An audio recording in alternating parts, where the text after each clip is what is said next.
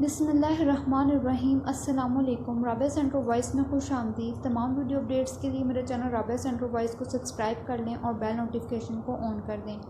بڑھتے ہیں اپنے آج کے ٹاپک کی جانب، جس کا نام ہے گندی جھاڑیاں۔ میرے عزیزوں، جب مسلمان کی دل کی زمین پر حسد پھیل جاتا ہے گندی جھاڑی کی طرح، تکبر پھیل جاتا ہے گندی جھاڑی کی طرح، بدکاری اپنے ڈیرے ڈال لیتی ہے، گانے والیاں محترم ہو جاتی ہیں، سود عام ہو جاتا ہے، چھوٹے بڑے کا مقام ختم ہو جاتا ہے، مائیں اپنی عزت بچانے کے لیے اپنا سر بچاتی ہیں، باپ اپنے بیٹے کے ہاتھوں ذلیل ہونے سے بچنے کے لیے ان کی منتیں کرتے ہیں۔ جب ایسی فصل دل کی زمین پر بہت زیادہ ہو جاتی ہے تو پھر اللہ رب العزت خود ہی کہہ دیتا ہے کہ مٹا دو ان بدماشوں کو، مجھے ان کی ضرورت نہیں ہے۔ یہ سب گندی جھاڑیاں ہیں۔ عزیزوں، باغ کا مالی اس وقت تک باغ کی حفاظت کرتا ہے جب تک باغ پھلدار اور سایہ دار ہوتا ہے، اور جب وہ پھل دینے سے انکار کر دے، وہی باغ کا مالی جو پہلے ایک ٹہنی توڑنے پر لاٹھی لے کر آ جاتا تھا، وہی مالک کہتا ہے کہ کاٹ دو ان سب درختوں کو، پھل تو ان درختوں نے دینا نہیں، اس لیے کاٹ دو۔ بات کرنے کا مقصد عزیزوں، ہمارا ایمان کی جو فصل ہے وہ ویران ہو چکی ہے۔ صدیاں گزر چکی ہیں، اس باغ پر خزاں آئے 3 صدیاں گزر چکی ہیں۔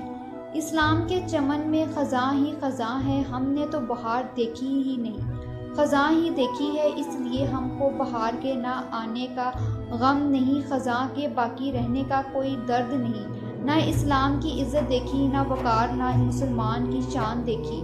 جب ہم نے آنکھ کھولی تو ہر مسلمان کو مال کی محبت میں دیوانہ پایا، ہر نوجوان کو اپنی شہوت کے گرد گھومتا پایا، شہر میں دیکھا دیہات میں دیکھا، ہر عورت مرد کو اپنے نفس کا غلام پایا۔ ہم اللہ اور اس کے محبوب حضرت محمد صلی اللہ علیہ وآلہ وسلم کی غلامی بھول گئے، واقعی میں بھول گئے۔ ہم 2 گندی جھاڑیاں ہیں جن کا کاٹنے کے لیے مالک خود کہہ رہا ہے کہ ان کو کاٹ دو۔ عزیزوں، میری التجا ہے، ہم نے جو اپنے اندر گندی جھاڑیاں اکٹھی کر لی ہیں ان کو نکال باہر کریں تاکہ اللہ کریم اچھی فصل کاشت کر سکے، پھر اسی فصل کی حفاظت کی جاتی ہے جس سے گندی جھاڑیاں نکال دی جاتی ہیں۔ یہاں یہ بھی عرض کرتی چلوں، شراب کا نشہ تو چند گھنٹوں میں ختم ہو جاتا ہے، یہ دنیا کا نشہ تو موت سے پہلے بھی نہیں اترتا۔ آج ہم خود اپنے دشمن بن گئے ہیں، ہم اس فانی دنیا میں ڈوب چکے ہیں، نہ جانے ہمارے آنسو کہاں چلے گئے ہیں، وہ آنکھ کہاں چلی گئی جو چشمے بہاتی تھی، کیوں خشک ہو گئے وہ آنسو جو اللہ اور نبی کی محبت میں رویا کرتے تھے، وہ دل کہاں چلا گیا، کہاں دفن کر آئے ہیں، اس کو ہم نے کہاں فروخت کر دیا ہے جو دین کے لیے بے قرار ہو جاتا تھا۔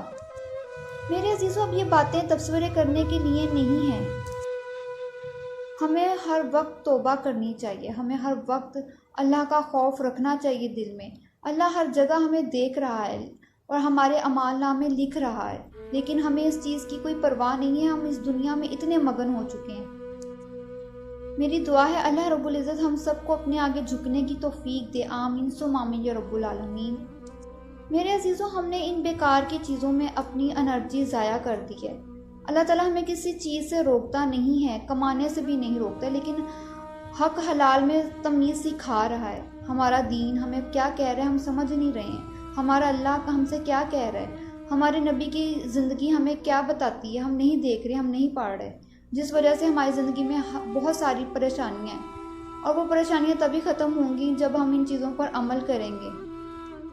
مجھے اپنا فیڈ بیک ضرور دیجیے گا، آپ کو آج کا ٹاپک کیسا لگا، مجھے دعاؤں میں یاد رکھیے گا، اپنا اور اپنے گھر والوں کا خیال رکھیے گا۔ فی امان اللہ۔